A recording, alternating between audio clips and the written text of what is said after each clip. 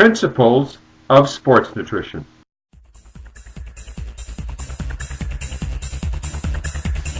Weight training is as old as the hills, and the guy in the picture looks like he's enjoying the hill on his bicep that he's actually creating, and that's what weight training does.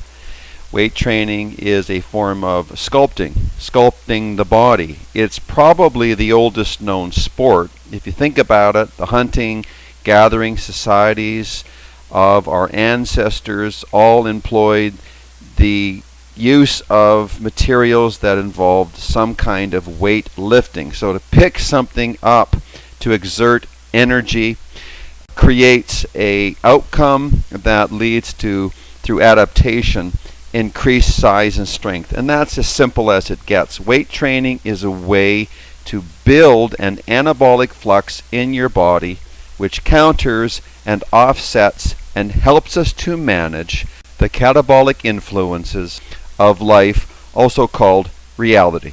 Now, part of that same reality is the diminution of self. In other words, we become less of what we were as time rolls on. These catabolic forces, radiation, cosmic radiation in particular, oxidation, entropy, gravity, all of them whittle away at us like a hillbilly whittling away on a stick, narrowing it down. We get less and less, not more and more, unless, of course, you think of the accumulation of body fat. But inside the body, our bone mass and our muscular mass tends to erode and disappear through non-use.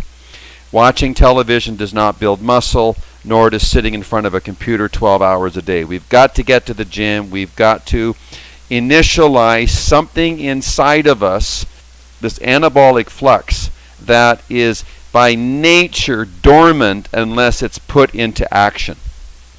Now, there are those who criticize weight training as not being natural. Well, of course it's not natural. Neither are satellites and cell phones and jet airplanes. But weight training is highly beneficial. And we have science to validate that. The field is so evidence-rich that it's almost illogical not to weight train. And certainly Socrates and Plato and the Greeks, including Aristotle, the father of logic, would all agree that not doing what needs to be done is illogical and irrational. One could argue and say that they have the freedom not to do the work involved, and that's true. You also have the freedom to experience all of the morbidity that comes along with not doing the work that's necessary to optimize our form and function. So weight training is the new age technique and the science to preserve the physical form. It's not only about the brain. Academia also utilizes a physical body of which the brain resides in, and that physical body deteriorates as a consequence of not using it. In spite of watching people around you ignore the principles and laws of science, it's possible for you to employ them and take advantage of them, and the intellectually advanced individual is going to recognize what it takes to sustain themselves long term. That sustainability outside of the planet is absolutely all about ourselves, our minds, our brains, and our physical being. The objective is to stay well, to live well, to avoid infection and disease, especially chronic inflammation, which is also a consequence of not physically exerting oneself. Remember that the risk of injury is greater because of inactivity compared to being physically active in a construct managed by logic and scientific evidence. So yes, there is a right way to weight train, and it's based on a scientific method.